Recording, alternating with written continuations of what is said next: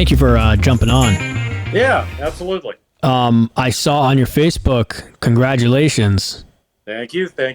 That's awesome. How long has that been? Well, let's put it this way. On April 20th, of just a couple of days ago, was the 2-year anniversary that the mother told me she was pregnant. Oh, okay. And in that 2 years, I have been directly involved in my daughter's life for a grand total of 2.5 weeks. No way. Yeah. Wow. And I haven't even met her yet. I meet her this coming Saturday, per the judge.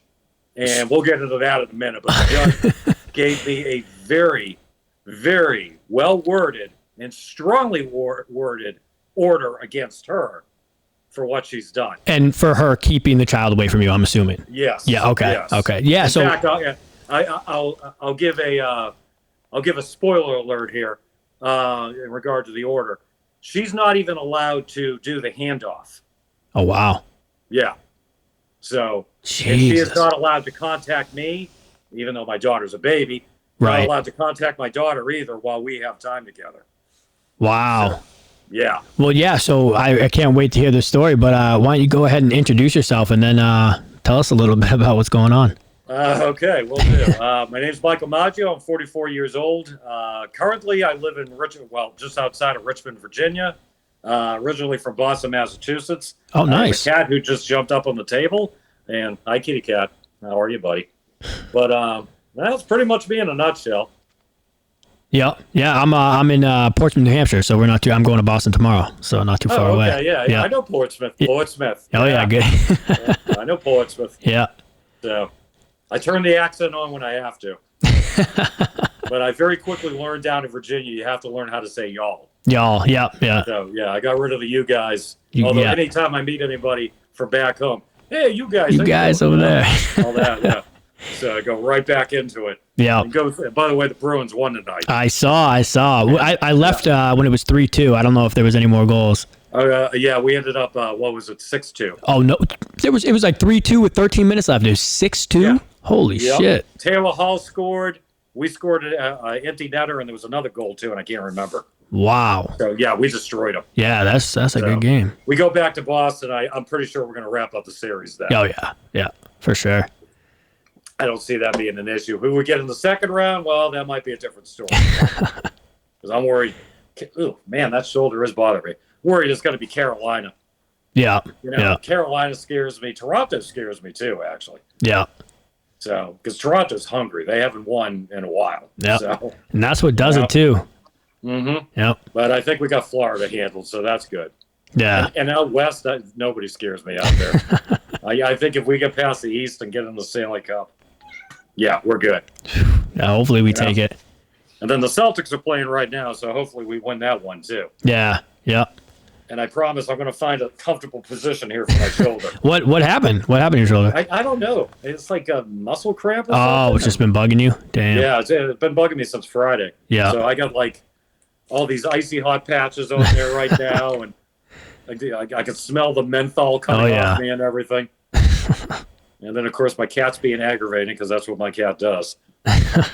You can't see him right now, but he's like right next to me. Yeah, no, I saw the tail flicking the screen. It sounds like my cat. That's right. You're a little flicker, you little moron. Yeah. Well, you're my little furry moron. And let me tell you, too, talking about like getting through this and everything, this cat right here, I make. How much he's listened to you. But the cat was a godsend, really. Yeah. I work in automotive. Yep. And I found him actually in an engine bay. No way. Wow. And this was like, and we'll get into the whole story here in a minute, but this was like 2 weeks after the mom and I separated. Yeah. And I'm heartbroken. I'm devastated, everything else. And whether you believe in God or not, or whatever you want to believe in, God sent this little kitty cat. And like, here, he'll keep you company. He'll get you through it. It 100%, it makes a difference, even though it's a cat and you're talking to a cat and whatever. It definitely makes a difference to have something or someone around you to, especially when you're going through that. That's one big thing, and I say this to all the fathers out there. Hell, all the non-custodial parents in general who are going through something like this and who have been through something like this. And even if you've got an order in place and your kid's with the other parent and you're missing them and everything. No matter how many friends you got, no matter how much family you got around you, there's one thing, and I found this to honestly be liberating. You just have to accept you're going to have loneliness. Mm-hmm. No, I don't care if you're surrounded by a bunch of people. Yeah. I don't care if you wake up at 4 a.m. and there's actually somebody you can pick up the phone, call, and they're going to pick up the phone right away. You're still going to be lonely. Yeah, definitely. Without your kid, I mean, there's just this hole that nothing fills. Mm-hmm. Just nothing is going to fill that except for that little goofy kid of yours. Yeah. And yeah, the kitty cat helps, and every little thing you can do. But in a sense, too, and I know a lot of fathers, especially the fathers, struggle with this because as men, we're supposed to be strong, stern, rigid, all that good stuff, and we're not supposed to feel. Right. If we are, we're not supposed to show it. And when we are put in a position where, like this, that's so heart-wrenching, so stressful, so heartbreaking, it's hard for us not to try to surround ourselves with a bunch of people, not to try to almost become emotionally codependent. Mm-hmm. And to every dad out there, I'd say, don't ask yourself, why is God doing this to me? Ask yourself, why is God doing this for me? Mm-hmm. Because when you come to that conclusion, when you make that realization, that quick little change of perception, you come to realize that loneliness is actually a superpower. Because if you can learn to cope with it, if you can learn to master it, nothing else can really get you. Right. Nothing's going to bring you down. Yeah. And, even if you go like a little stir crazy, like I know I did during this whole thing, like when I got those feelings and everything, and like it was 3 a.m, well, the hell with it. I'm going to get up and I'm going to start doing research for the case. And by the time I walked into the case on Tuesday, I was so confident I knew I was going to win. Now, did you go with a lawyer at that point, or Yes, did you do it on your own? Okay. Yeah, I absolutely did. Yeah. Well, let's actually, you want to get into my story now? Definitely, yeah. Okay, so this all starts 2 years ago. I won't name names, of course. Yeah. The mother was my platonic best friend for 7 years. And we had never crossed that path. And she was living down in South Carolina. I was in Virginia at the time. And she invited me down to visit her. And I had actually just visited her just a few weeks earlier in March. And we had been talking, at least, a little more romantically. But we hadn't made any moves yet. And long story short, I went down there, and sure enough, we crossed that line multiple times. And this will become a point of contention later on, as you may suspect already. But multiple times we crossed that line. And we spent Easter together. We went to church. Actually had a really nice time together. I go back up to Virginia, and almost immediately, even before she knew she was pregnant, she was already, and this actually destroyed her in the end, because she did a lot of texting. Yep. And she started texting me all the time, what if I'm pregnant? What would you want? And I'm like, well, I mean, whether we were together or not, I mean, the fair thing would be whatever best for the child. I feel 50-50 would be. Yeah. It's like, I mean, and if we're not together, you're with somebody else, I got your back 110%, and I definitely have my child's back 100,000%. Yeah. So, I mean, don't sweat it. And I was constantly playing this game with her, like, you just, the classic guy game, calm down, and then you end up, getting murdered because you actually said calm down. Well, sure enough, on April 20th of 2021, Mike, I'm pregnant. Now, for my part, I tried to react with almost no emotion whatsoever. Yeah. Because I didn't want to freak her out. Yep. Because inside, I'm like, you got to keep in mind, I had known this girl for a long time. And part of the reason why I didn't make a romantic move towards her because of the red flags I saw. She's out there. Yeah. Now, that all said, did I love her? Yeah, I loved her. And I always thought to myself, well, not always, but once I really realized how I felt about her, I said, I would definitely want to date her or even do something casual with her. and see how that plays out. And if it does work out, I could see myself marrying that girl. Wow. You know, I mean, that's how I felt about her, because we were like two peas in a pod. You know, even though she was out there, Yeah. You know, I think we all know what it's like to love a woman, even in spite of her craziness, and sometimes even because of it. Yep. That's how I felt about it. I had complete, total, unconditional love for this woman. And long story short, I'm pregnant. Oh, crap. And we'll get into the other part of this story later on, because I have another situation with my ex-wife. But for years, I struggled with child support. I literally lived below the poverty line for years. And for most of these years, this woman knew me and was my best friend.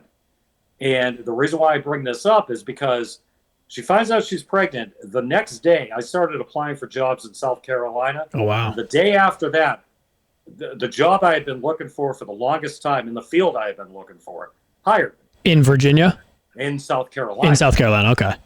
So I was like, well, okay, this is a sign from God. 2 + 2 = 4. You know, I got to move down to South Carolina. My kid's going to be down there anyway, for God's sakes, you know? So I told her, and my original plan actually had been, you know, I'll move down there. I'll stay in like an extended in suites type place for a couple of weeks. I know I'll find something to live in, you know? And I was getting paid. I was going to be getting a job that paid me very, very good money. Matter of fact, I'll let the audience know I'm an automotive service advisor. On average, automotive service advisors make anywhere between $65,000 to $100,000 a year. And I'm actually very good at I've been doing it now for a little over 2 years. I'm actually very good at what I do. And I'm one of the top sales guys at my dealership. But we'll get into that later on. So told her, hey, you know, this is what's going on. This actually works out really well. I'm going to move down there. I'll be there for you. You do Le Mans classes, any of that stuff, I want to be there. I absolutely want to be there for the birth. Again, I've got your back 110%. Whether we're together or not, doesn't matter. I'm there for you, you know? Well, Mike, do you want to move in with me? Now, my first instinct when she told me if I want to move in with her is, oh, shit, that's going to be a freaking disaster. However, a few weeks before that, before any talk about pregnancy or whatever, she was actually always talking to me about moving down to South Carolina. And like, well, I mean, I almost said her name, but, well, hey, baby mama, you know, if I do that, that seems like that would be a lot to put on you and all that. And like, well, I mean, you could stay with me. Well, oh, no, I don't want to stay with you. That's what I told her a couple of weeks before that. And she blew up at me. How dare you? I'll never offer that again. You know, all that kind of stuff. So when she said that to me, and now she's pregnant with my kid, I was like, in the back of my mind, I'm thinking, well, I mean, it'll save me a couple of bucks, I guess. I'll sit, and instead of doing an extended stay, I'll stay there for a couple of weeks. And she's like, well, you can stay with me for at least a month. And I even told her, I even got the text message that says it won't be a month. Right. but at this point too, you still think that you guys could have a relationship, right? Yeah. Right. Okay. But even though she's like pregnant, and that was, I mean, and I take 100% responsibility. Yeah. I got her pregnant. My bad. I did that. But, you know, I can sit there and wallow in it and be like, oh, I'm so stupid. Or I can be like, man up and like, okay, it is what it is. We got to move forward. But even at that point, I'm thinking to myself, well, you know, maybe still date, casual. It's going to be a little more complicated with a baby. And see what happens, and maybe, you know, maybe we can work it out and, you know, live happily ever after and all that junk. And if not, hey, we got a baby out of it, so, you know, it is what it is. You know, and I'm going to be there for her either way, like I keep saying. So I end up moving down there. And I get there on a Thursday. And at this point, we had already had sex probably, I think, 4 times in the time that I stayed with her up in Easter. That night that I stayed, the first night that I'm there, we have sex again. This becomes a major point of contention later on, as you might know where this story is going to go to here in a minute. So we have sex again, and we end up having like the laziest weekend ever. She wanted me to watch Handmaid's Tale, or whatever that stupid show was called, which honestly I found that show to be dumb, but she was all into it. we're binge watching that. We're like making brownies, cooking food, stuff like that. And it's just a lazy weekend. And everything was fine. Everything was hunky-dory. In fact, on that Friday, we went to Target. We picked out like onesies for a boy and a girl because we didn't know what we were having, of course. Yep. You know, stuff like we browsed for baby stuff and, you know, get ideas and all that. And had a lazy weekend. And then I go to work on Monday. And now, oh boy, now here comes the piano falling off the second floor and about to crash on my head. Because good God. My shift ended at 6 o'clock, my first day of work there. By 6:01, Mike, where are you? Oh, God. Oh yeah. Why aren't you home yet? Home. She uses the word home. Why aren't you home yet? I need this. I need that. I'm making this. I need you to go to the store and get this. And I'm like, what the? And this is only 4 days that you've been down there. And 4 days. Yeah. 4 days. And then I get home. And I did go to the shop for her because I'm like, okay, first trimester, never been pregnant before. Keep in mind, this is a 34-year-old woman at this point. Never have been pregnant. And I will tell you right now, she's hot as hell. Never been married. There's a red flag right there. Did I ignore it? You bet I did. Any rate, get back to her place. Got the stuff from Publix. If you got Publix up in New Hampshire, I forget. Get the stuff from Publix, you know, and then she decides she's not even going to cook. I don't want to cook after all. Like, oh my God. And I'm just already like, I've worked all day long. Please, I just sit down and watch TV and like forget about things. So we sit down and we watch TV and we try to forget about things. And I'm not kidding. Every 5 seconds, you're going to take me to court, aren't you? Oh God. Now, here's the funny thing, Dan.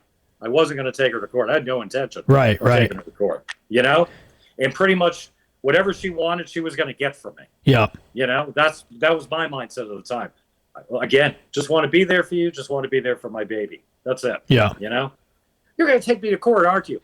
Oh, you're going to meet some other girl, and she's going to convince you to take me to court so you can have custody of the baby. I'm like, stop. Yeah, it wouldn't even work that way. But yeah, she just seems super insecure. Yeah. Like, oh yeah, very insecure. She is one of the most insecure people I've ever met in my life. Yeah. So this goes on Monday, Tuesday, Wednesday.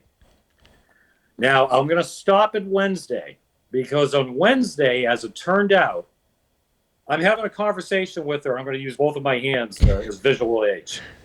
I'm having a conversation with her via text message. At the same time this conversation is going on Facebook Messenger, she's unsending a bunch of messages between her and I. All messages about us having sex. You're the only guys ever made me orgasm with you on top. Now, when you mean unsend them, she's deleting them out of your, so you can't see them. But actually, and here's a beautiful thing about Facebook, and this is something that all of you might want to know out there. If you go in and you see so-and-so unsent a message, if you click that little box, it will actually give you the date and time that they unsent the message. Does it show you the message again or no? It does not show you the message. However, Facebook themselves hold on to the message, and you can get your attorney or the police to subpoena Dukas Tecum those messages. Wow. And now you have them again. And now, and even without that, just the fact that it's saying so-and-so unsent a message, depending on the situation, can already be very damning towards the other party. Because, like, what are you hiding? Yeah. You know? But anyway, though, at the same time she's doing that, I'm having a conversation with her on my phone, and she's asking me to go to Publix and get her salmon dinner. Right at the same time, like time-stamped and everything. Wow. So she's sitting there deleting, oh, yeah, I want some salmon. Like, wow, what a person, right? Any rate, that's Wednesday. And I bring up Wednesday because it becomes very key, because on Thursday, already this was like turning into the worst week of my life. And I'm like stressed out. I haven't been getting sleep because she just will not stop nagging me. Yeah. And I'm going to be very candid and honest. It's embarrassing, but at the same time, it's not, because I've been 100% vindicated of all this. But at any rate, we get to Thursday, and everything's pretty much the way it had been. Her going crazy. I'm at work that day, and I'm thinking to myself, maybe I'll just go home tonight, and I'm just going to be super positive. And maybe that will, do the trick. And funny enough, it did actually have an effect. I made it a point to, while I told her, hey, I love you. I did it with a big smile on my face. So-and-so, I love you. You're the girl that if we can work it out, you're the girl I want to be with. Yeah. Blah, blah, all that type of stuff, and it actually was having an effect on her. But then whatever the heck goes on in her head, the hammer fell down. Mike, you'll never be in this child's life. You raped me. Oh, Jesus. Yeah. Now, keep in mind. And she's playing the game because she started deleting those messages already about her saying that. Exactly. Yeah. The day before. Wow. Of course, I didn't realize that at the time. Right, of course. Messages. Yep.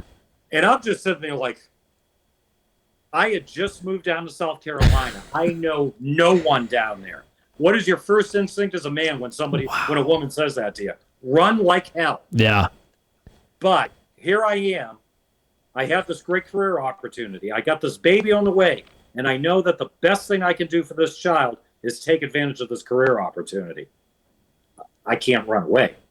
I've got to try to stick this out. I got to figure out something. And now I'm also waiting for my first paycheck to come. Yeah. So I don't have much money to begin with. So I can't get a place. I can't get like a room for rent because I had actually given her money towards her rent to help her out. Yeah. So I'm like down to like maybe $150 to survive me till the following Wednesday. That was payday at that job. So I'm like, what the hell am I going to do? Well, needless to say, I didn't sleep in the bed. I slept on the couch. Right. And And this is actually where she doomed herself because she let me stay there. You said what? She let you stay there? She let me stay there. Right. After claiming something like that. Yeah. She lets me stay there. And I got text messages and all the back and forth to show it.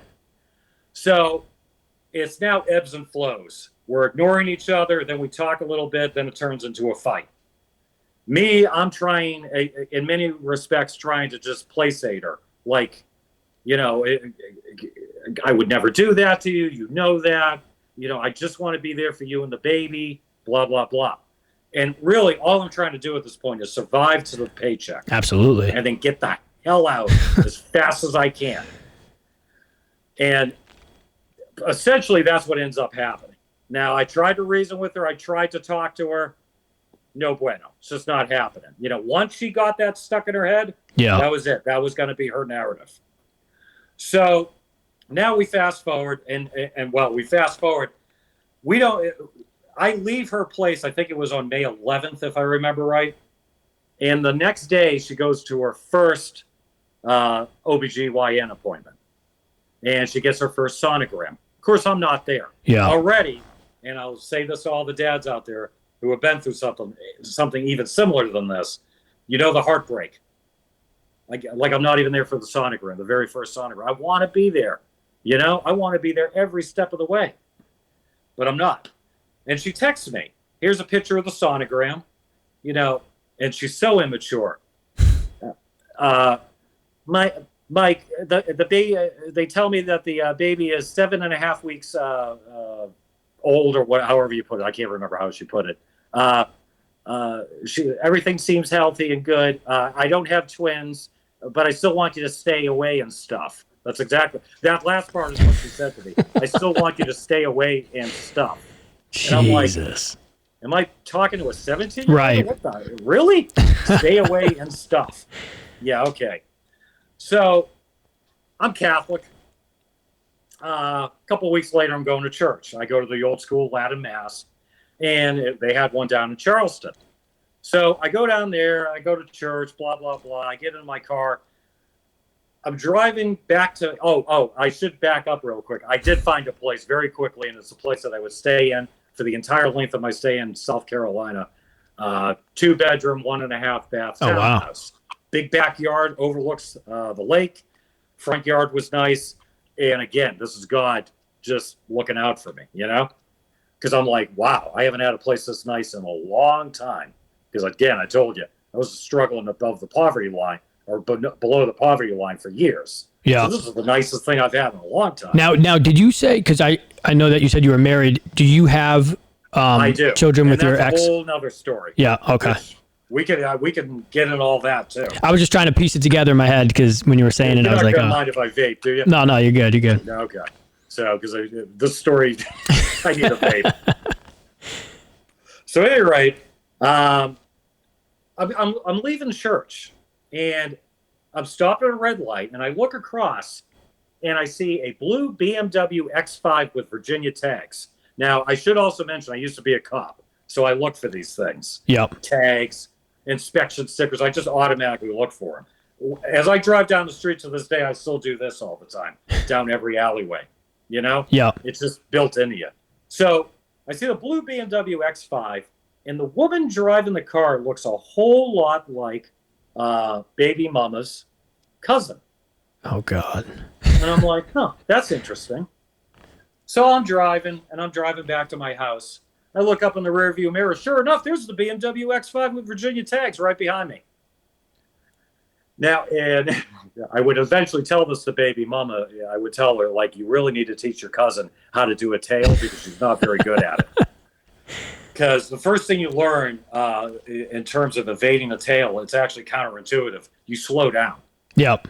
You drive at almost a crawl. Because then see if they pass like you. Just sticking out like no tomorrow, you know? So yeah. That's exactly what I did. I started slowing down, and sure enough, they peel off and take another turn away. And I'm like, that was her freaking cousin. Whatever. So I go home. Now, again, I'm still heartbroken. You got to understand, when she said that to me, in one fell swoop, I lost my best friend, I lost the girl I'd fallen in love with, and I lost my kid, right, all at the same time. And for no reason, too. Exactly. Right. For no reason. It is by far, without a doubt, the single worst heartbreak I've ever had in my entire life. Because if there was one person I thought would always be there, it was her. Yeah. It's like she had just been a constant, you know? Like you just pick up the phone and she's going to be there. And for her, you pick up she picks up the phone, she knows I'm going to answer. Yeah. You know? She even told me, you were only the guy who picked up the phone. Little does she know, I don't pick up the phone anymore. Right. But anyway, I'm heartbroken. So I get home from church, and part of the reason why I was going to church so frequently at that point was just trying to get some kind of consolement, you know? And I remember I'm laying in bed. This is after being tailed or attempted to be tailed from home. I'm laying in bed, and I'm just like in agony, you know? Like, what the hell do I do? And phone text goes off. It's her. Now, even though I'm in this like emotionally very vulnerable place, still my analytical mind's going off. 2 + 2 = 4. Shad was definitely her who followed me home. I haven't heard from you in 2 weeks. Now you're texting me. Yeah. It just so happens to be an hour after I noticed that. Yeah. Okay. So then she starts giving me a whole bunch of crap. You're a rapist. I want you to go to jail. Blah, blah, blah, blah. All this crap. And I'm just like, this woman is volatile. I've got to keep my distance. I've got no... And I tried to reason with her again. It's like, maybe we could be for a cup of coffee. We could talk things out. We're going to have a baby together. You know, we need to be rational. We need to be adult about this. All on text message, I'm saying this to Yep. You raped me, blah, blah, blah. And like, oh my God. Okay. Well, and then she's like throwing out some stupid text from like 3 years ago where she was talking about some other guy that she believed had raped her. And me sitting there saying, wow, it sounds like you got raped. Yeah. See, that's what you did to me. I'm like, oh my God. And by the way, I should quantify things. She's accused like 4 different guys of rape. And she's also accused her own father of raping her. God. Yeah, it sounds like it. It sounds like there's something not right up top. There's something seriously not right with her.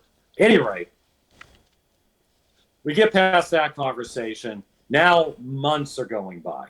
And we get to August 1st, 2021. And she calls me. My phone rings, and it's her.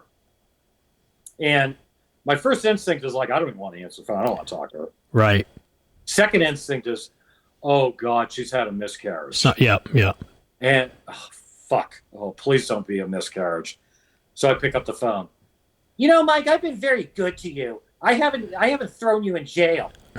She's still going down with that one. She's still going down this shit. Wow. Yeah, it blew my mind. And I'm just sitting there like,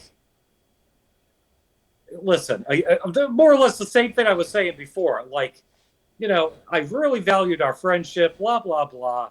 I just want to be there for you and the baby. She ends up telling me the baby's a girl. So she ended up finding out. Why are you telling your rapist about the gender of your baby?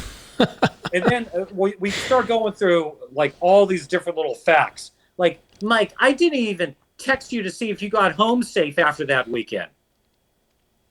Here's the text right here. Yes, you did. Matter of fact, you gave me a painting. Matter of fact, I got that painting right over here. You gave me a painting. And I sent you the picture of the painting that you gave me, and I said I got home fine because you asked me. Remember? Well, it wasn't even my idea for you to come and visit me on Easter. You just decided you were going to come down. No, I almost said her name again. No, baby mama, that was your idea. Remember, you wanted me to come down, and I was telling you it's too soon, and I don't think I really have the money. And she says to me, "Oh yeah, yeah." And this is all on text. You have this all on text. Oh yeah, yeah. Oh yeah. I have all of this. So then, now the analytical mind is really working. Because she threatens me and she tells me that if you don't give up your parental rights, I'm going to have you arrested and put in prison for raping me. So you need to give up your parental rights. And like a Bond villain, she tells me the whole evil plan. 6 months after the baby is born, I'm going to go and file and say that you abandoned, and this triggered me. You abandoned me and my daughter. Which this baby's not even born yet. At first, the father to abandon. Yeah.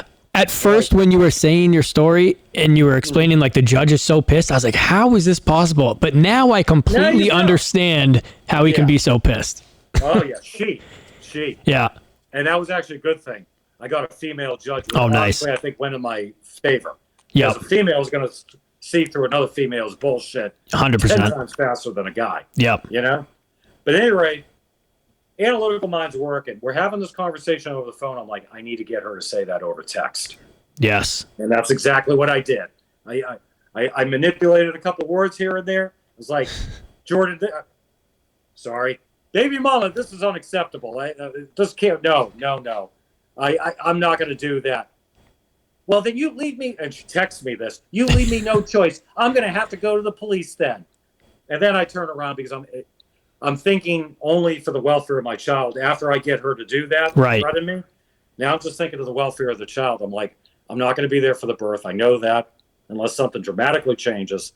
So I'm just going to tell her what she wants to hear. Yeah. So she doesn't emotionally spiral. She stays calm, gives birth to a healthy baby, and then this guy right here will strike. And that's exactly what ended up happening. Okay, Jordan, I give in. I'll do whatever you want. If you need to contact me again, here's this email address. Contact me through here, blah, blah, blah. Okay, fine. And don't hear from her again. Now, I did try to reach out to her in September of that year, hoping that maybe reason might hit her, which honestly, I just wanted to be there for the birth of my kid. Right. And I emailed her something along the lines of like, if you want to believe I'm a rapist, you go right ahead, blah, blah, blah. Our daughter needs her father too, and all I want to do is be there for her and everything. And now, are you still living down there, or did you move back to Virginia? I'm still in South Carolina. Okay, yeah. I don't know where she's at this point. Oh, wow. And I want to go anywhere near where she had lived. Right. I want to. Like she lives on an island in South Carolina. Yeah. Well, they call it an island, but there's roads, of course. Yeah. But I wouldn't go anywhere near that particular area. Yeah, not with accusations like that, for sure. No, absolutely not. I stayed as far away as I could. Yeah. Oh, which gets. I forgot about this part. So of course she blocked me on Facebook. Yeah. And one day in June of 2021, before that threatening conversation and all that. I got on my Facebook Messenger and I saw her little icon up there with the green dot. And I'm like, wait, I thought I was blocked. So I go and I actually archived all the conversations I had with her on Facebook Messenger. I didn't want to see them up front. Yeah. So I put them in an archive, and I also put them in an archive because already evidence. Absolutely.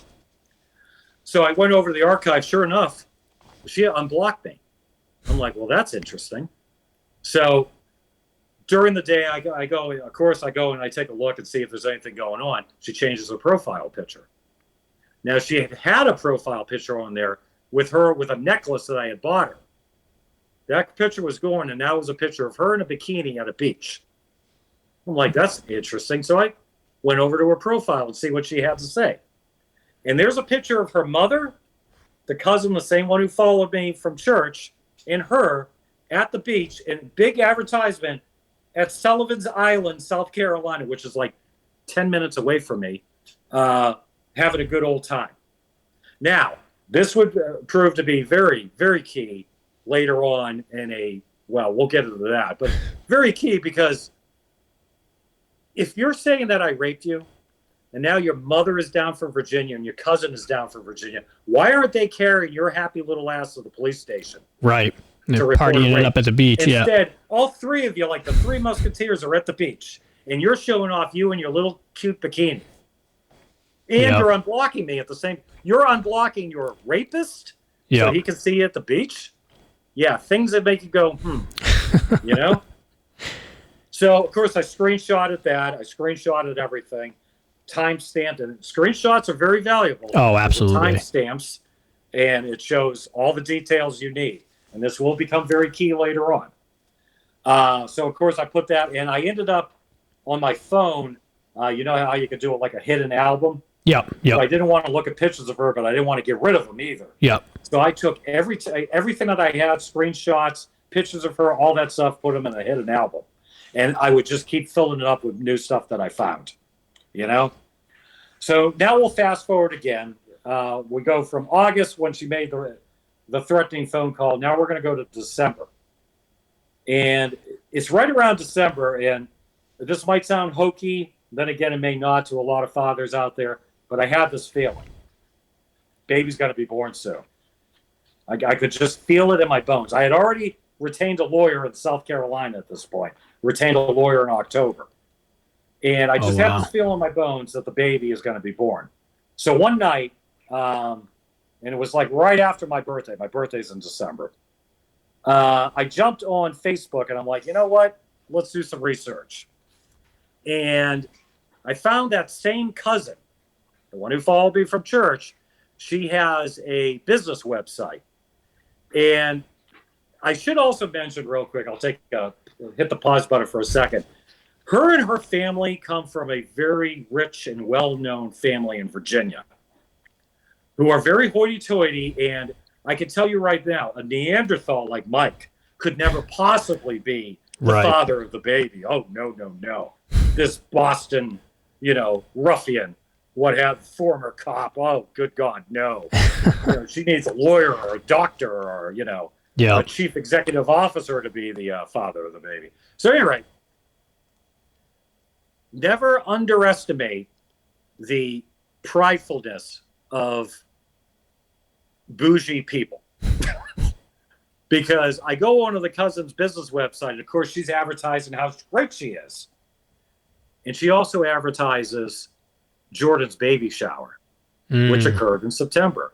And believe it or not, this is how I found out what the name of my daughter is. Through that baby shower. Yeah, wow. Which actually ended up becoming very important, because I passed that on to my lawyer. I'm like, I know the baby's name now. I know her middle name. And very...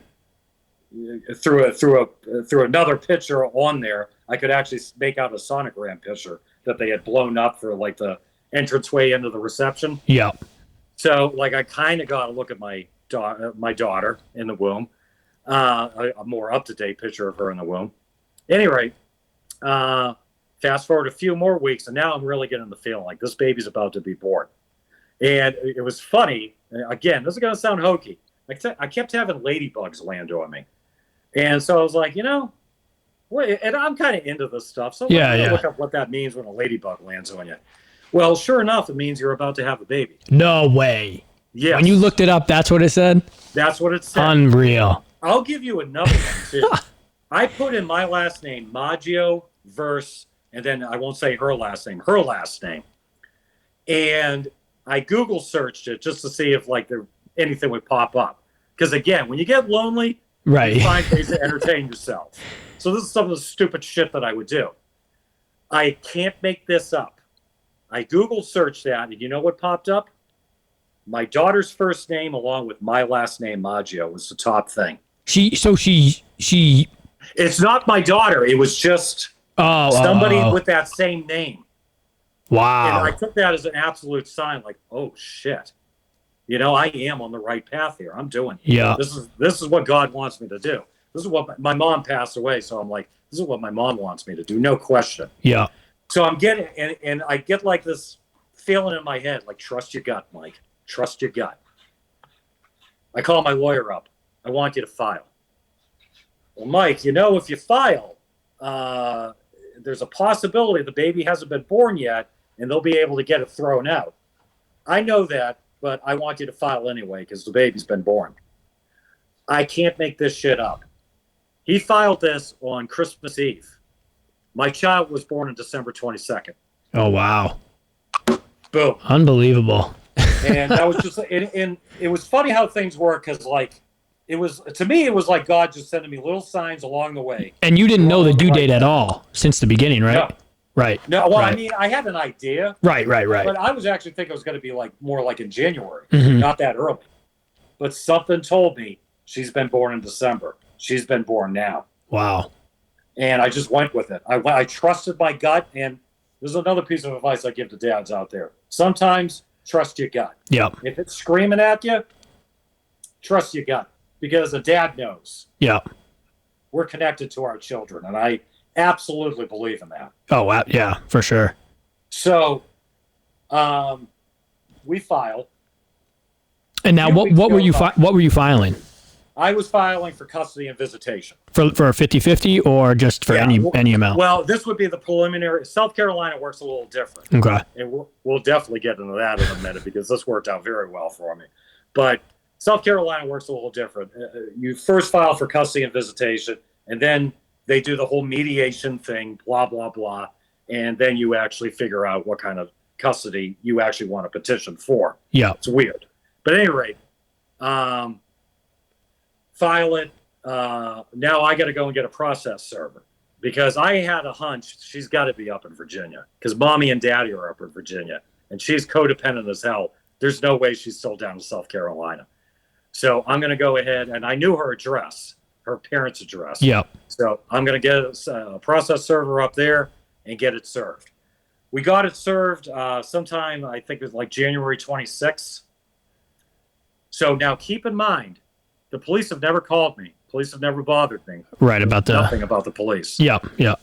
January 26th, she gets served. January 27th, she has contacted the Charleston police. Wow. Yeah. So next thing you know, we fast forward to, of all days, Valentine's Day, 2022. Get a ring. Now, I usually don't answer numbers I know, so I'm like, I don't know. So I'm like, who the heck is that? Well, whatever. They can leave a message.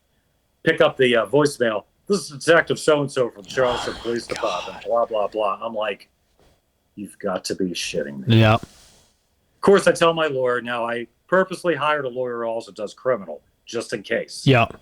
Along with custody. Advised him. He told me, well, contact the detective and let's set up a time where you can go and interview. So that's exactly what I did. And talked to him for briefly. Is this going to be in reference to a baby, first name baby, last name mama? Yes, it is. Yeah, okay. All right. How about we meet on the 18th? Okay, fine. Click. So we meet on the 18th. Now, you got to keep in mind, first name baby, last name mama is this 5'3", little blonde, cute girl, right? And she knows how to turn it on and just come off like, you're a little angel sent from heaven, right? Yeah, I bet. Like a guy will melt at her, I melted at her, and I walked in, and I can read a room pretty well. And I walk into that detectives bureau, and they're all staring daggers at me. Oh, she was there. She was in the... No, she wasn't there. Oh, okay. Gotcha. And here's this poor little girl who just gave birth to a baby, and this evil rapist is trying to file for custody. And I could just feel it coming off the cops in there. You know? I'm like, okay, hold my beer. So we sit down, we interview. He gives me her whole spiel, you know? And then I'm like, okay, you want to hear my side of the story? Now, did you bring your screenshots and all that? Phone. Yeah. Okay, perfect. All I had to do was bring my phone. Yeah. Because not only did I have text messages, I had videos too. Yeah. I have one video where she's licking an ice cream cone on Easter Sunday. And mind you, this incident was supposed to have happened on Good Friday. On Easter Sunday, she's licking an ice cream cone like she's performing oral sex on her. And she wanted me to record this. I'm recording it for her. Yeah. I got another recording on Saturday, her and I laying in bed together and her complaining about how she feels she looks fat. And then I got another video on Sunday of her at a parking deck and me telling her she's beautiful and her giggling, laughing, and smiling. Yeah. So I got the video aid. So I go through the whole thing in chronological order. And like, okay, so this is what happened. And then, you know, like when it comes to video, and then this happened. Click, play. And needless to say, they were staring daggers at me when I first walked in there. By the time I walked shaking your hand, their jaws were on the ground. Like, I wasn't expecting that. Right. Like, yeah, right. Now, did she get hit with like a false report or anything? She could have, but I didn't. I didn't push it that far. So you would have to, yeah. Okay. Well, no, I actually held back some of my text messages. Yeah. And I did it on purpose. And I didn't do it for her. Right. I did it for my daughter. Yeah. I don't want the mother or my daughter sitting in a jail cell. No matter how terrible she is, no matter how much she's betrayed me, again, and I say this to all the dads too, don't fall prey to their bullshit. It's so crazy because it's literally attack after attack after attack after you, exactly. And yet you're still being good, right? End it. Yeah. I decided I'm putting my daughter first. Yeah. So, in fact, there was this good movie, sidebar real quick. It was about like a nuclear holocaust, and they were on a U.S. Navy nuclear submarine, and everybody's getting the launch order, and the captain of the submarine decides, no, I'm not doing it. This is stupid. We're just destroying the world. Right. And he decided not to. And somebody makes a comment later on in the movie.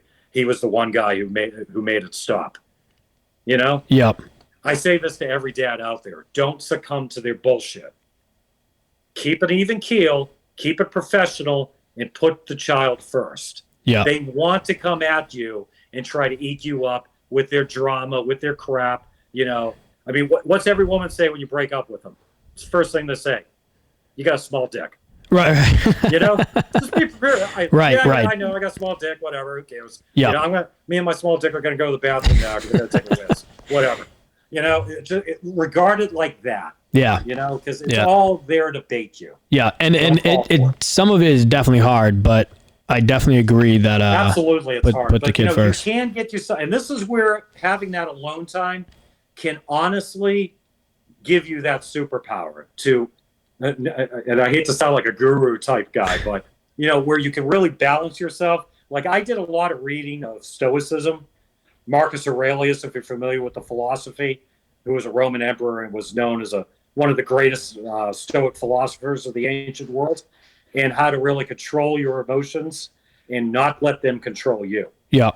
And if you can master that, there's nothing that can bring you down. And honestly, as fathers, we need to master that because we're doing that for our children. Yeah. You know? Because think about it in regard to parenting. You know, there are going to be days your kid's going to drive you nuts. Oh, yeah. You got to control your emotions. You know, that's what kids do. Yeah. Sometimes they drive you nuts. So you got to stay in control of your emotions. You got to take it with a grain of salt. Take it, it's cliche, but take it one step at a time and move methodically, move sternly, but also, you know, move compassionately as well. Yeah. And not only compassion toward the other person, but towards yourself as well. And the highest form of compassion you can show towards yourself is to maintain your emotional calm. You know? Yeah. It doesn't mean you can't be passionate about things, because I'm certainly passionate about my daughter. I'm not talking about trying to be like a Vulcan or something like I did it there. Like a Vulcan or something like that. But, you know, just maintain that balance. Yeah. And, you know, that way you can think clearly too. But at any rate, I decided, I'm not going to push it that far. Could I have gotten her a false police report? Yeah, you bet I could have. Yeah. And the detectives were actually talking to me about that. And I was like, no, I'm not going to go that far. Because I have text messages where she's talking about, the baby was conceived on Easter Sunday, not Good Friday, proving that we had sex multiple times. Right. Because she was denying that. She denied I slept in the bed with her. It was only that one night, and I raped her. That was it. And even when we went to court the other day, she was still saying the same stupid shit. Jesus. It blows my mind. At any rate, though, we fast forward now a little bit more. So about 2 months goes by, and the investigation finally gets concluded. Now, what she did not know is I actually wanted her to go to the police because it would vindicate me and give me a police report that I can take to family court. Because I'm not thinking about criminal court. I'm thinking about family court. Yep. I knew I was innocent. I'm not worried, and I knew I had more than enough evidence to show I'm innocent. Of course. So what I'm worried about is being in my child's life. And what I'm worried about, too, is that allegation could possibly hurt you in family court, even if it's unproven. Mm-hmm. So I needed a way to show via a third party that I'm absolved of this. What better than a 54-page, highly detailed police report? Right. Boom, right there, Your Honor. There you go. I'll submit that as Exhibit 1. Thank you very much. So about that 2 months goes by. The detectives contact my lawyer. It actually contacted me directly. This is also when the paternity test came through, and I'll tell you a nice story about that real quick. But detective actually calls me, hey, congratulations, the baby's yours, blah, blah, blah. Yep, she is, although I wish I had a different mother. But she is mine. And, then my lawyer tells me, the investigation's concluded. They're not pursuing this any further. All right, there we go. There's victory. There's a big victory right there. Yeah. Paternity test. So of course, I had to pay for the paternity test myself. That's how South Carolina does it. And so far, this has all been done in South Carolina. However, I came to find out. And both of you are in Virginia at this point? No, I'm in South Carolina at this time. Oh, okay. She has now moved up. She moved up to Virginia right after that beach picture. Yeah. In the beginning of July. Mommy Dearest there decided she needs to be up there with her. Yeah. So she's now living in Virginia. So I went and got the paternity test done. Of course, the results come back. I'm the father. The cool thing about this, though, is I had another one of those lonely moments. And again, I'm Catholic, so I'm praying. And I decided I'm going to pray to my mother, my deceased mother.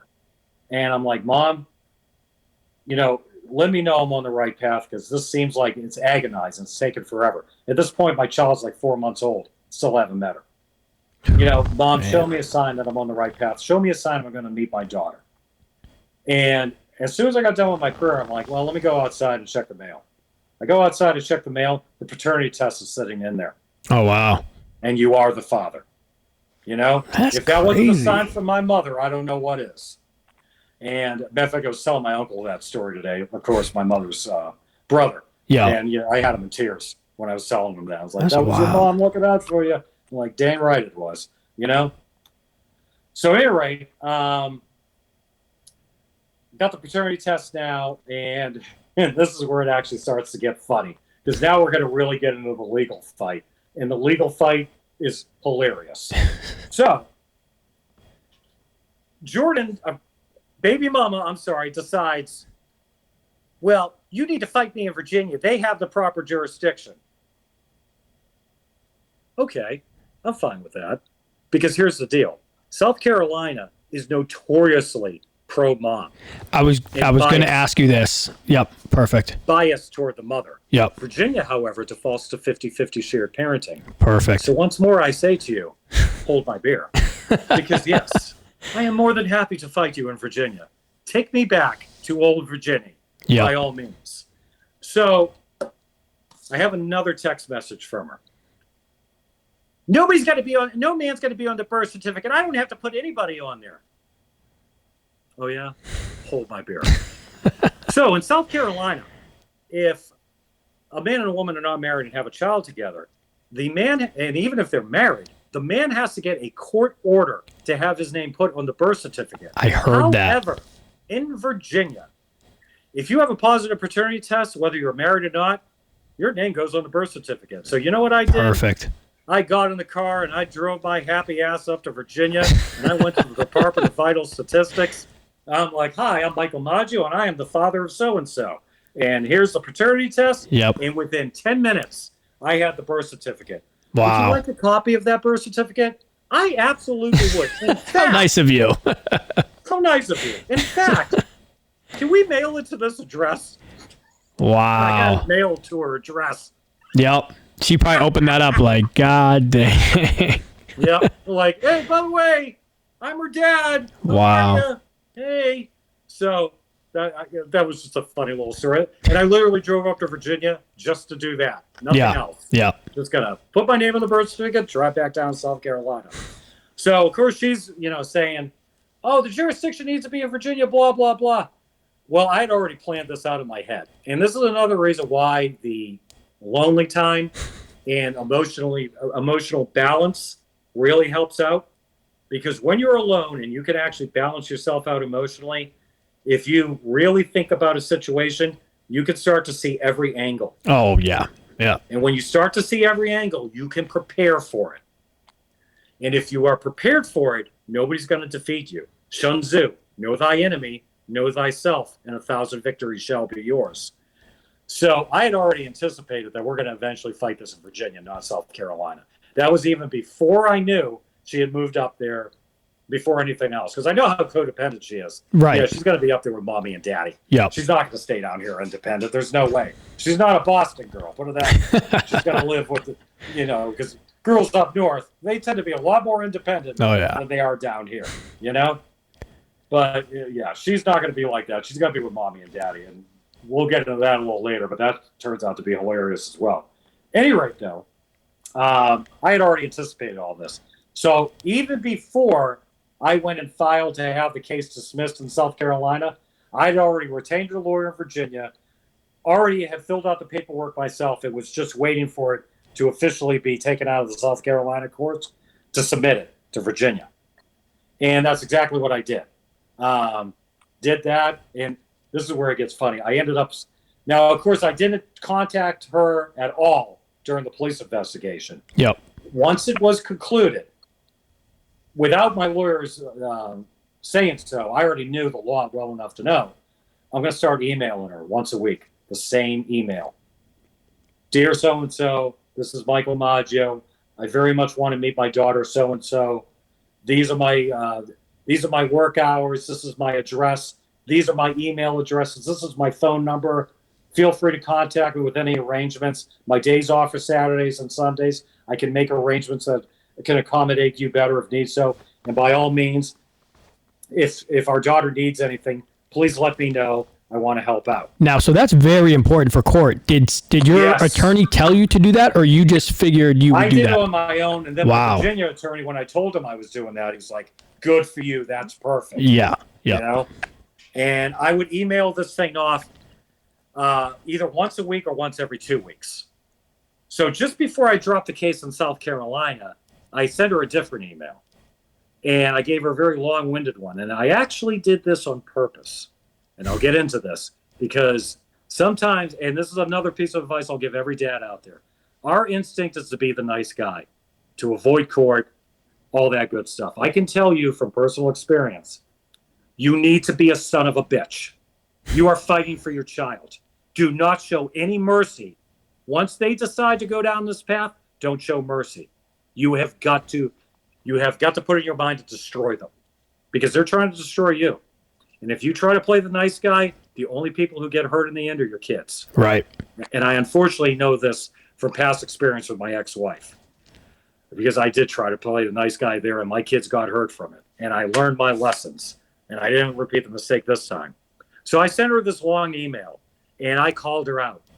You know the penalty for rape in South Carolina is 25 years to life, and I'm an ex-cop. I would have been the one who ended up getting raped and murdered in prison if you had gotten what you wanted. And simply because I wanted to see my kid, I wanted to get a reaction out of her. Mm-hmm. And the reason why I wanted to get a reaction out of her is so I could prove that she's getting these emails. Oh, okay. Yep. And it worked.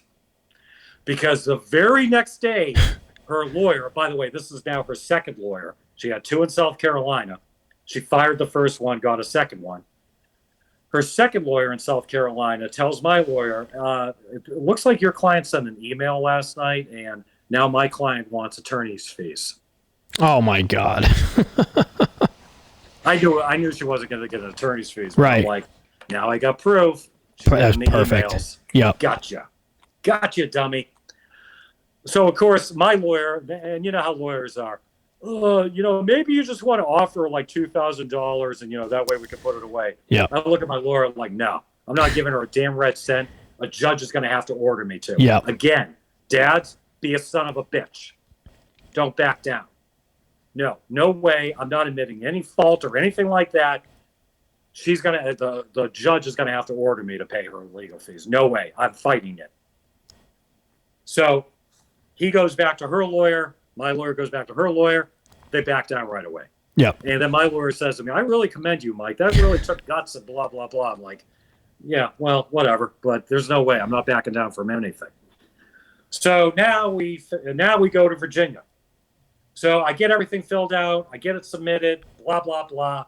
I get a court date and now this is June. I get a court date for September. Friggin' September. And it was very demoralizing. I'm like, so you're telling me that I may not see my kid till September? Yeah. And this is, again, where, your inner strength really needs to come to the fore. Because it is so lonely. It is so heartbreaking. And there's nothing you can do about it, But you have to play the game. You have to play the long game in these situations. And could I have driven up to her house, knocked on the door, and demanded to see my child? Would I have been within my legal rights? Yeah, actually, I would have. Yeah. There's no custody order in effect. I have just as much a right to my daughter as she does at this point. I could have done that, but would that have created a stink? Right. Would the police have come out possibly? Could somebody have even gotten arrested? Could I have possibly even gotten arrested if it escalated enough? Maybe. This is why it's so important to keep your cool. Yeah. Because was the temptation there to jump in my car and go to her damn house? I want to see my kid. Absolutely. Of course it was. It's my kid. But cooler heads prevail. And logic took over. I'm like, no, you do something stupid like that, you're going to blow your chances of being in your daughter's life for the for the rest of her life, or for the rest of your life, So you got to be patient. So I wait out till September. September turns out to be a preliminary hearing. And they give me a final hearing date of April. So now I filed this thing in December of 2021. And I am not going to go, 21, and I'm not going to go to court until April 18th, 2023. And I have no chance of seeing my daughter till then. Yep. That sucked. That really sucked. And now, was it partially because of COVID, or like the court dates were kind of pushed back, or what? Just the way the court dates worked out. 2 years out. That's wild. It was a COVID backlog too. Right. Yeah. So residual from COVID. An indirect result of COVID, because they were still trying to catch up with cases. Right. Yeah. So I think that hurt me, but either way, it was so demoralizing. However, I used that time to my advantage. So in South Carolina at this point, career-wise, I had actually left the first job I was with because I was offered a managerial position with Midas. And I took that job. So already I'm moving up in the world. And now I'm making even better money than I did with the previous job. And I'm running my own shop. And I'm having a blast. I loved my guys. I loved my shop. However, there was one thing I knew in the back of my mind. It's in South Carolina. I need to be in Virginia. I need to get back to Virginia. If I want 50-50, there's no way that I'm going to get it in South Carolina. I'll be lucky to get every other summer in South Carolina. You know what I mean? Yeah. And I hate the summers down there anyway, so I don't want to spend the summer with my daughter in South Carolina. To hell with that. Much rather do that in New Hampshire, honestly. Because the weather's much more temperate. But at any rate, at least in the summer. So at any rate, we fast forward to February of this year. And I resigned my job at Midas. Now, again, I loved it there. I loved my guys. I loved my shop. I loved my customers. I hated leaving, but I had to. And my district manager commended me. He said, "Thank you so much for the service. And everybody here respects the choice you're making for going back up to Virginia." Yeah. Now, keep in mind, I didn't have a job up in Virginia. But I also knew that I couldn't be going back and forth trying to get a job before I moved up there. Because it's too damn hard trying to do it remotely. Right. Get a job up there, I got to be there. So I decided February made the most sense because that gives me enough time before court, and I should be able to get a job well before then, So I got up there at the beginning of February. I moved in with my buddy, Jim, who has been an absolute angel to me. He's like a real traditional Catholic guy. He actually is paraplegic in a wheelchair, and he is the nicest person you'll ever meet. That guy would give you the shirt off his back. It's good to have people like that for sure around you. Absolutely. I will always have that man's back. And I've told him over and over again, the reason why I got my daughter in my life is because of you, buddy. My daughter's going to grow up with her father because of you. Good friends are very important to have. No, they won't completely cure the loneliness, but man, when you need them in a pinch, if you got a good friend, they'll be there for you. You know? And they really come in handy for that regard. So I moved in with him. I did DoorDash, of all things, for a little while, and just to make some extra money, make some money, and keep my head above water. And I ended up getting hired at a dealership up in Northern Virginia. Now, Baby Mama and Baby are actually in Central Virginia, just outside of Richmond. This place up in Northern Virginia wanted to offer me well more than 6 digits and a huge sign-on bonus. And let me tell you, the group of guys over there, they were all guys like us, all guys from like Boston, New York. One guy was from Maine. I'm like, oh my God, I'll fit right in with these guys. Yeah. This would be great. I wanted to work there so bad. So that was on a Thursday. On Friday, I had another interview with a place that was 20 minutes away from where Baby Mama is. Didn't offer me quite as much money. However, that's 20 minutes away from my daughter. Yep. So sure enough, I get the call from the first place. "Mike, I got great news. We're going to hire you, blah, blah, blah." I did the interview at the place that was 20 minutes away from Baby Mama. He hired me on the spot. Yep. So I had to tell these guys, I hate doing this, but I can't take the job. I got hired at a place that's 20 minutes away from my daughter, and this makes so much more sense for me to get 50-50. Yep. And yes, I know it's less money, and it's not quite as prestigious, but my daughter comes first, no matter what. Hated doing that, because I know I would have loved it up there. Right, but it makes so much sense when you want custody. Yeah. And this is where God works in mysterious ways. So I hit up another friend of mine, Ashley. And Ashley has been super helpful with all this too. Her and I used to work together as police officers. So I hit up Ashley. I'm like, "Hey, do you know if anybody rented anything in Chesterfield area," which is where I live? "Yeah, actually I do." Well, I'll give you a quick look around. It's where I'm living right now. And that was all at the end of February, well before court. Got the job, and I even got a house. Yeah. 3-bedroom, 1-bath house. So now we'll fast forward to Tuesday, this past Tuesday. And I should also mention, I know for a fact that Baby Mama has been stalking the living hell out of my social media. I bet. Because that's what you do with your rapist. You want to look at pictures of them, Absolutely. Any rate, though, get to court on Tuesday. I'm there. I'm armed with all my text messages, everything.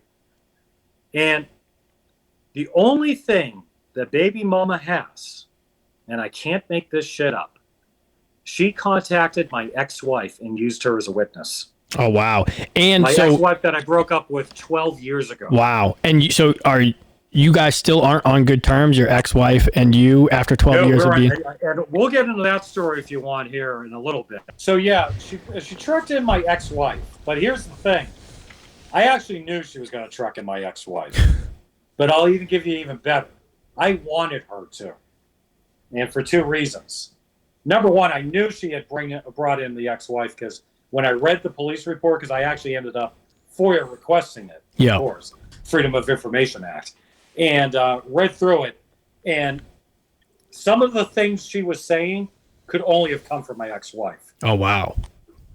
But even though a lot of people would have been like, oh my God, why the hell is she talking to my ex-wife? I was sitting there jumping for joy. This is like perfect. Because now I'm going to be, because the funny thing is, when I moved down to South Carolina, it had been my plan to take my ex-wife to court.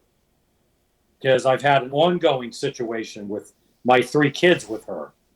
And like I said, we'll get into that a little more in depth here in a minute. How your head is still on your shoulders. Oh my God. Because I'm the toughest son of a bitch you'll ever meet in your life. Let me tell you that right now, Dan. But I wanted her to for 2 reasons. Number one is it makes her look so petty. Yep. You know, I mean, and even the deputies in the courtroom, I'm like, you could see the look on their faces like, really? Like, I've never seen, you know, like, it just made her look terrible. Yeah. And then number 2, I wanted my ex-wife under oath because my ex-wife did something behind my back legally without my consent, and I got her to admit it in court. In the court with you? In court of Virginia. Yeah, okay. See, I can subpoena the stenographer's report of that entire hearing. And I'll give you a heads up. My ex-wife is actually out of Washington State. We'll get into that, like I said, in a minute. But at any rate, though, I wanted that because I had planned on taking my ex-wife to court 2 years ago. Finally, now that I have gotten back up on my feet, I had some money again. I wanted to take her to court and finally get the truth out about what had really gone on with her and other things that we'll get into here in a minute. And also, she's been alienating me from my 3 other kids. Yeah, I want my kids back, of course. Well, so I got her to admit it under oath and everything, and she did precisely what I wanted her to do, and that will be step 2 in this whole lovely process. But we get baby mama up on the stand, and we confront her with the text messages, and literally one of the text messages she says, and it's actually still on her Facebook, and then I let dumb Mike come in me. Oh, God. And then she had after claiming rape. That said, and then I let you come in me during ovulation. Jesus. So my lawyer, Miss Mama, are these text messages you sent? Yes. And you said this, you let Mike come in you? Yes. Why did you send that? And I don't know what kind of preparation she did for court, but this is her reaction. Why'd you send that? I don't know. Like, what the? Yeah, 0 preparation for court. You don't know? That's the best answer you get. And the worst part, Dan, she was confronted by the police with that same text message. Yeah. Wow. She literally had a year to figure out a response to that. And the best she could come up with, I don't know. Needless to say, the judge saw through all of this. And so I got a court order that, of course, and I agree with this 100%, spoon feed my daughter to me because she hasn't met me yet. Right. So I meet her for the first time on this coming Saturday. I got her for 8 hours. Baby mama is not allowed to make the handoff. Baby mama is not allowed to call me. Baby mama is not allowed anywhere near me while I'm with my daughter. Then I get her, because of my work schedule, I get her every weekend. Not every other weekend. I get her every weekend. So 8 hours during the week? For the first 3 visits. 8 hours. After that, it's every weekend. Nice. Okay. Every weekend. And the only reason why it's every weekend and not like every other week is because of my work schedule and her age, which I'm actually fine with because, I mean, she's 1 year, 4 months old. She does need her mom a little bit more than her dad right now. Right. And just like you said earlier with the alienation with your ex-wife, I hope that there's, none of that when she sends her to you and then back home she's, you know, talking crap and making you look bad. Well, my plan, I can tell you this. My plan is, like, come Saturday, I'm going to have a camera on my daughter 24/7 when she's with me. Yeah. At least for the next couple of years. So, because I've already fully expect her to turn around, baby mama, and say, "Oh, look, there's a mark on her leg. He's abusing her. Yeah. He's doing this. He's doing that." Oh, really? Okay, hold my beer again. Watch the video.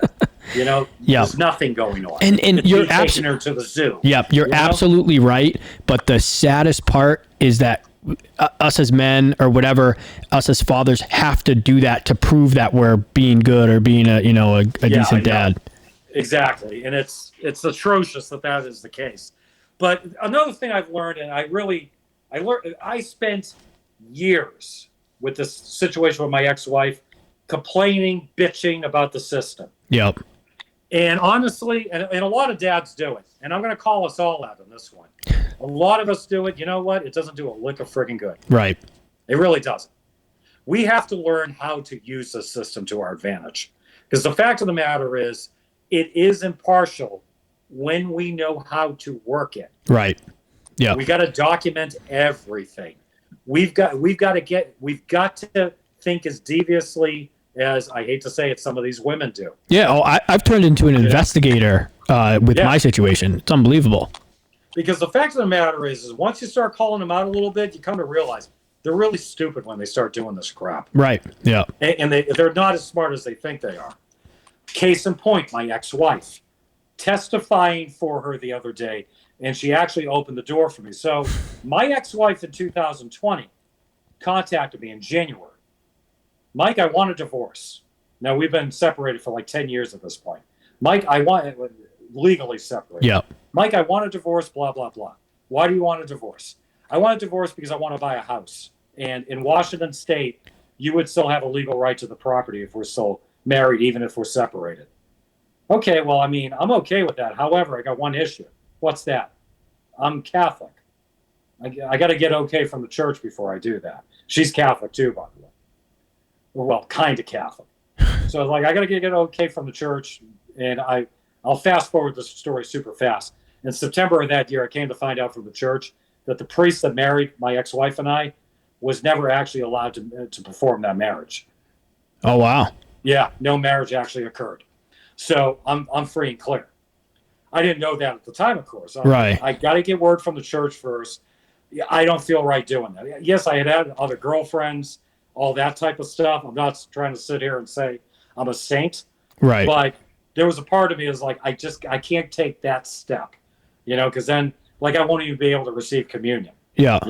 Technically.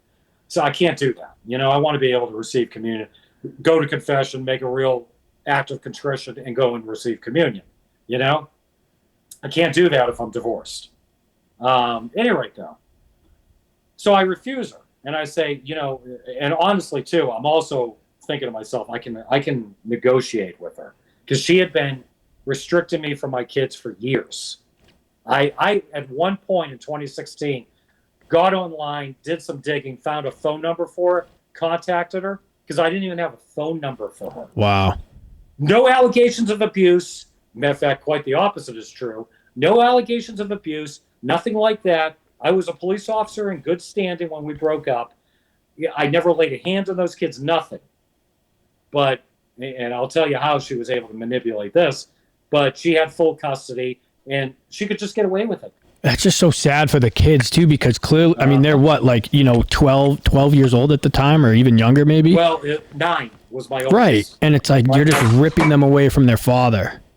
My oldest boy was 9, and then I had an 8-year-old, and then my daughter was 4. Man. So, and I'll get into that, too, in a second, because this is where I'm going to talk about not being the nice guy. My ex-wife, we had broken up already. This is 2011.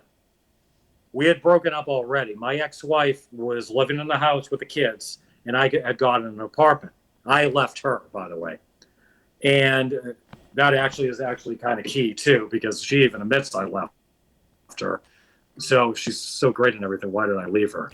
And if I'm such a bad guy, why didn't she leave me? Right. I left her, Any rate, though, I had been working a night shift. I got home. I got back to the apartment from night shift, and I had gone to sleep. It's like 7 a.m. Next thing you know, my phone's ringing. Mike, you need to get back over to your house right now. Why? What's going on? Dude, just get over here. It's on-duty sergeant. Oh, you got to be fucking kidding me. What's going on? So I put on some clothes. I drive over to the old house. Turns out that a woman had been driving down the road and witnessed my 4-year-old daughter, my then 4-year-old daughter, walking down Main Street and nothing but a diaper on. Wow. That was under my ex-wife's care. She then proceeds to pick up my daughter because she recognized her and knew where she lived, takes her back over to the house, goes to the back door and finds an entire litter of puppies who had defecated all over the porch. And the house is just in total disarray. So they get me out there. And Anna's refusing, or my ex-wife is refusing to open the door, refusing to even acknowledge that they're outside. And the police are literally out there. So they get me over there to get her to open the door. And long story short, a CPS investigation's in launch. Absolutely. Against her. Yeah. But wait, there's more. So that is June of 2011. By August of 2011, my ex-wife had now gone to Nebraska. Had never been to Nebraska in life. Had just up and left and gone to Nebraska. And took the kids with her. Now, this is where I am absolutely stupid. And I will say this till I'm blue in the face. Do not be the nice guy. Because I was the nice guy. And my kids got hurt because of it. I wanted to compromise. I didn't want to go to court. Yeah. You know, I didn't want to put the kids in the middle of a court fight. Blah, blah, blah. So it's July of 2011. And Anna and I, or my ex-wife and I can't agree on I want the kids to go to school. She wants to homeschool them. She doesn't know how to homeschool to save her life. I want them in a real school, especially since my oldest was 9 at this point and couldn't even count. So I'm like, listen, they need to go to school. She says to me, well, I know of a school out in Nebraska. It's a Catholic school, traditional Catholic school, and they could go out there. Like, we've never even been to Nebraska. Mike, you got to do the right thing for the kids, blah, blah, blah. Finally, and she keeps harping on me, nagging me this. This is over the course of weeks. Finally, I say, all right, fine. We can drive out to Nebraska, and we can take a look around, and I want to see this school firsthand. And if it looks at all promising, if there's a possibility this could work out, I'll even apply for jobs out there and see what happens. I'm willing to do whatever it takes for my kids, especially their education. And I don't want to go to court. I want to be the nice guy. And this is a compromise, like at least we both agree this is a school they can go to, if I like the school. Yeah. Unbeknownst to me, this school is... Should I mention the name of this group or not? You tell me. You don't have to say the name. It's all good. All right. Because there might be pending legal action of significant sort against these people. Long story short, I come to find out that this group is actually a neo-Catholic cult. God. And that they are not even recognized by the mainstream Catholic Church. But wait, there's more. They are considered by the Southern Poverty Law Center and other watchdog groups to be one of the most anti-Semitic religious organizations in America. The FBI has them on a watchdog list. So what is your ex doing looking at the school? Turns out she got sucked in by this cult. Oh, God. Yeah. So we go out there to visit. I don't know any of this at the time. Yep. As I'm getting ready to leave, literally as I'm getting ready to leave, I'm staying here in Nebraska with the kids. School starts in just a couple of days. They started early in August here in Nebraska. What? You can't stay here with the kids. That's crazy. You don't even have anything with you. All you have is a couple of changes of clothes. How are you going to stay? Jeez. I'm going to stay with so-and-so. You can't do that. We need to go back to Virginia. I have to go back to work. You know that. And we drove. So I got like a I think it was a 28-hour drive Oh my to get God. back to Virginia from there. So I can't waste too much time here either. My head's spinning. I don't know what to do. As I said back then, and I'll say it again, nobody gives you a handbook for divorce. I was just winging it. I didn't know what the hell to do. Yeah. So, like an idiot, I left. And I got to go back to work. We'll talk about this some more.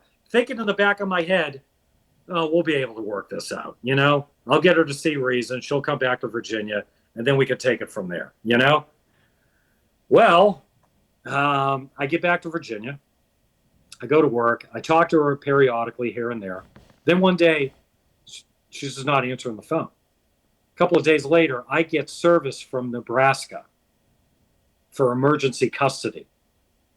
Now my head is really spinning. And this is what I'm talking about. Another reason why not to be the nice guy, because she will not be the nice guy. Wait, so she filed for emergency custody out in Nebraska? Custody in Nebraska. Yeah. Okay. Keep in mind, this woman had never been to Nebraska before. Yeah. She had lived in Virginia her whole life up to this point, with the exception of a couple of years in New Hampshire and Maine with me after we got married. She lived on the East Coast her whole life, put it that way. And now all of a sudden she's out in Nebraska. They give her the emergency custody, and she takes me to court. But wait, there's more. So she knows my address, and I had even emailed her and her attorney my address. By the way, the cult was paying for the attorney. Oh, wow. And and I've read up about this cult. They do this. They like children. Yeah. Because children means future members. Yeah. Any rate, though, I emailed her my current address. We're fast forwarding now a little bit. Unbeknownst to me, she had me served at an old address. And essentially, when she went to court in Nebraska for the final hearing, the court stipulated to all the facts with me being in absentia. And I didn't even know any of this had happened. Right. Didn't find out about this until 2.5 months later. She got awarded a massive amount of child support, and she even got awarded alimony because I wasn't there. Like now, back child support or whatever since she filed? Alimony, like marital alimony. Right. Yeah. For 3 years. And she got back child support. Yeah. Wow. And I, at that point, was put in an absolute hole. This is how I ended up below the poverty line for years. And had a really hard time getting out of that situation. And you want to talk about loneliness. Imagine working 40 hours a week and your paycheck is $90 at the end of it. Yep. And you're paying for kids you don't even see, you don't talk to. Now, I did get in the preliminary hearing, I got the judge to agree that I could have a phone number so I could talk to my kids over the phone. My very first conversation with my oldest son over the phone after all this is before the final hearing. After all this is, Daddy, we pray every night that you come back to God. God. So the alienation is already going on. Yep, she's already talking to him. Man. Yep. And this is, that kid looks just like me.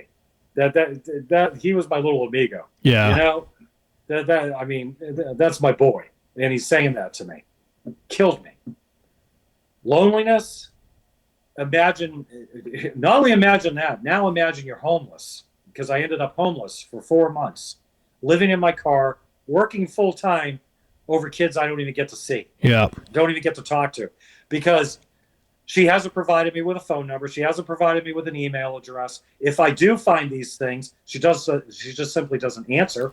Right. And for you to go back to court, that's more money that you have to spend to go back for contempt or for anything. I went to Nebraska and I said, listen, they had me improperly served. I want to reopen this case. Well, you can only reopen a case within 30 days. And I don't know what else to tell you.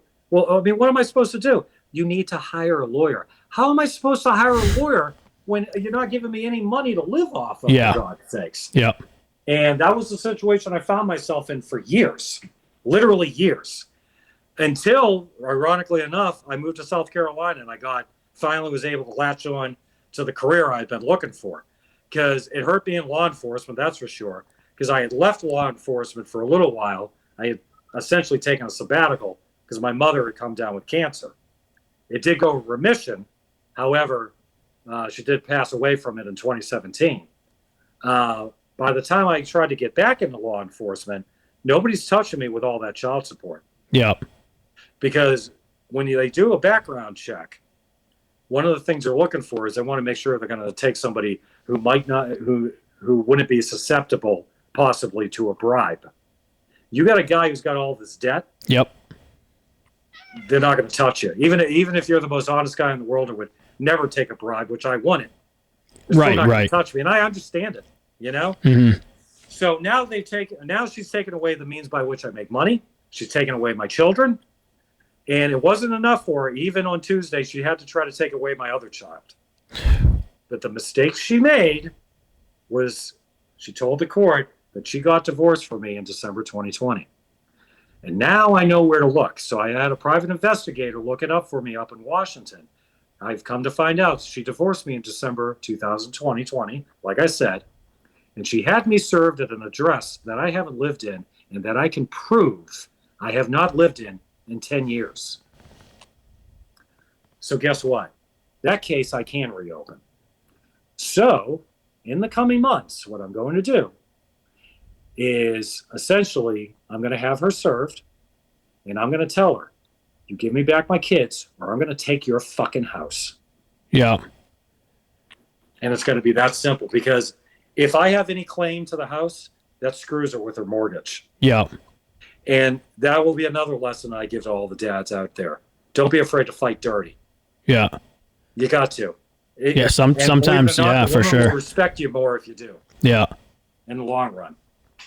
So yeah, I'm gonna use the house as leverage to get back into my kids' lives. Yeah. And I'm pretty positive I should be able to even get Washington State because, of course, she left the cult in Nebraska to move back to Virginia in 2014 without notifying me, and then moved out to another compound that they have in Washington State in that same year.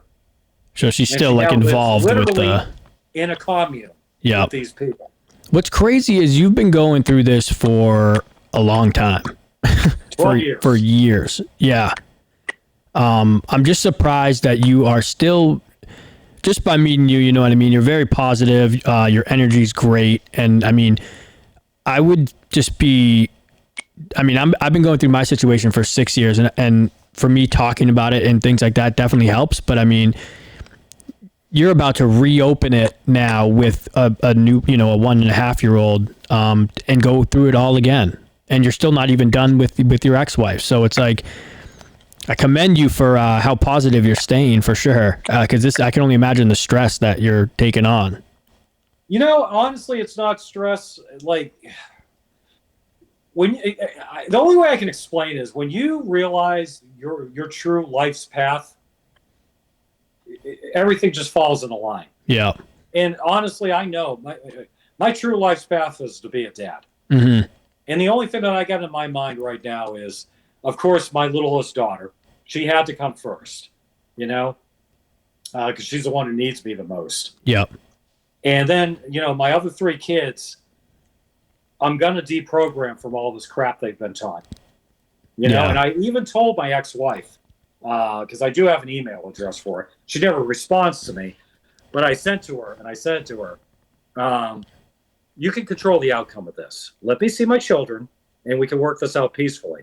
Yeah. However, if you don't, I assure you, I'm not going to be nice anymore. I'm going to tell these kids exactly what you've done. Mm-hmm. Because here's the other big thing. I can prove it all. I still have all the paperwork. Like I said, at one point in my life, I was homeless. And one thing I found out when you're homeless, food's not the most important thing. Your phone is. Because if you don't have your phone, you can't pick it up to answer for a job offer. Mm-hmm. You know? So you need your phone. The second thing that I held on to, though, no matter what, was all the paperwork I had against my ex-wife. Yeah. And I still have it to this day. And something my mother had always said to me, and I always found it so cliche. But now I look back on it like, I know why she was saying it now. Knowledge is power. Oh yeah. She'd say that to me all the time. No, Michael, knowledge is power. In the Boston accent and everything, right? And I remember just thinking, like, that is so cliche. That could be on a friggin' commercial, for God's sake. Everybody says that. But when I was looking through with the stuff with baby mama, I came across again all the paperwork with my ex-wife, and that thing. Absolutely, and it's something. Knowledge is power. Yep, something that can never be taken away. Exactly. And then I'm like, oh my God, Ma, now I know why you were saying it. Yeah. Now it's clicking, And this is going to sound corny. This is going to sound ridiculous, but I honestly believe now that I've been put on this earth to be a dad to those kids, but also to try to help us all change this entire system. Yeah, it definitely needs to change. It needs it. I don't want my children to have to go through this. Yeah. And if I have to withstand 12 years of this bullshit to ensure that they don't have to go through this, it's worth every last second. Absolutely. Yeah. Yeah. I would rather fight the war at my time than to have my children fight it. Yeah. So I really do strongly believe that's why I'm here. And that's why I'm so positive, because I'm telling you, damn, it's going to change. I'm already seeing it change. Yeah. I've been in this game now for 12 years. 12 years ago, if you walked into a courtroom with a penis, you were automatically guilty. Yep. I walked into a courtroom, of course, with my penis, according to all my ex-girlfriends, a very small one, of course, on Tuesday. And you know what? I wasn't guilty. Right. In fact, the judge saw the truth. Because it's changing. It really is. It's definitely changing. It's still not in our favor, but it's definitely getting there. Some states are a little better than others, but yes. Yeah. And even the fact that they recognize what parental alienation is. Right. Yep. And really the next step for us, we got to get them to start recognizing the psychological impact. Yeah. Oh, yeah. Yeah. I don't think that's mentioned enough in court at all. And one thing that I didn't get the chance to say on Tuesday, but I really wanted to say is, let's do a thought experiment. And you're my daughter, and it's 20 years from now. And she's at a family get-together. And as is the case with many family get-togethers, there's a couple of whispers in the corner. And my daughter overhears some of these whispers, and it happens to be talking about her and her mother. And maybe they're saying, oh, what a brave woman her mother is, blah, blah, blah. Look at everything she had to put up. I mean, oh my God, the rape and everything. And then now my daughter is asking questions. What's the grand plan here, baby mama? What is the grand plan? You're going to tell her that she's a product of rape? Right. Can you imagine what that would do to her sense of self-identity? Yeah. Her sense of self-worth even? To explain to me how that's not child abuse. Yeah, yeah, but she's not even thinking about that type of stuff. Yeah, so exactly, yeah. But we need to get the courts thinking about that kind of stuff. Yeah, because it is. The statistics show it. If you have to pick between a single mom household or a single dad household, I hate to say it, and I'm not saying it to be sexist. Right? No, it's true. The child in the single dad household is usually more successful. Does much better. Yep. Yeah. Yeah. And certainly the child does better in a stable both mom and parents. dad household. Yeah. Goes without saying. But there's something very wrong. And I'm not going to say all women by any means. But right. With this environment, this culture that has been created that makes some women feel like they can do things like my baby mama tried to do. Oh, absolutely. And she was convinced. She would even tell me, I'm just a little sweet blonde girl and you're a big burly man. Who do you think they're going to believe? Yeah. And there's another reason why I fought so hard for my daughter, because I don't want my daughter to grow up with that mentality. Right. Yeah. Honestly, I want my daughter to grow up to be a Boston girl. Yeah. I want her to be like, yeah, fuck all of you. I'm going to get my own apartment. Yeah. And I'll make my own fucking money. Fuck you. Yeah. I want her to be like that. Strong and independent. Yep. Not that all Boston girls are like that, but right. No, totally get it. And that's one big reason why I'm fighting so hard for mine is the same exact thing. My wife now tells me that it's like, they're going to be 50% of you and 50% of their ex, so be in their lives. Like mine was just putting me through so much, and I was just like, maybe I'll just see them when they're 18 and blah blah blah. Yeah. But no, I'm trying to stay and fight and do the right thing. So even though it's super hard. And that's the other big thing. Don't give up the fight. Right. Like, yeah. I mean, I knew I wasn't going to get arrested for rape. However, imagine me being a former cop and I'm getting called by a friggin' SVU detective. Right. Like how embarrassing that is. Yeah. Yeah. That was not a fun feeling. Not a fun feeling going into that detectives bureau that day. Right. Having them all stare daggers at me. Did I want to run away? Oh, well, you bet I did. Yeah. Would I rather have been home watching the Bruins game? Oh, yeah. But I did. Because I had to do it for my daughter. You don't give up. And even this past 12 years, even my own stepdad told me, Mike, you just got to give up on this. There's nothing you can do about it. Right. There's too many states. It costs too much money. You don't have the money. I'm not giving up. Yeah. Well, your good testament to that is you're still going 12 years later. You're still going strong. So, and keep in mind, I mean, my oldest is 20 now, and then my other boy, he's 19, and my daughter is 16. Yeah. So I got 2 years left to do something. And as far as I'm concerned, if I can just go and fight for my daughter, because really legally, that's all I can do right now. At least I can show the other boys I never gave up. Right.